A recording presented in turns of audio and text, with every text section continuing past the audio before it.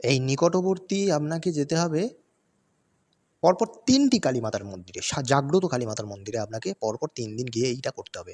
মানে ধরুন আপনি শনিবার থেকে শুরু করলেন, আপনাকে সোমবার পর্যন্ত করতে হবে। ৩টে পরপর কালীমাতার মন্দিরে আপনাকে যেতে হবে। একটু কাঁচা দুধ নিয়ে যাবেন, একটু ফুল জল বেলপাতা নিয়ে যাবেন। গিয়ে ফুল জল বেলপাতা দিয়ে মায়ের একটু পুজো করবেন। করার পর এই দুধ, যে কাঁচা দুধটা যেটা দিয়েছিলাম, মানে বললাম, ওর মধ্যে এই মন্ত্রটি ২৮ বার পাঠ করে ২৮ বার ফুঁক দেবেন ওই জলের মধ্যে, দুধের মধ্যে, কাঁচা দুধ যেখানে দিয়েছেন।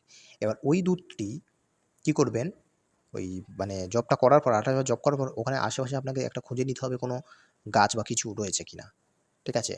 ওই জলটা, ওই দুধটা, দুধটা যেটা বলেছিলাম, ওই দুধটা ওই গাছের গোড়ায় ফেলে দেবেন, মানে গাছের গোড়ায় ঢেলে দিয়ে আসবেন।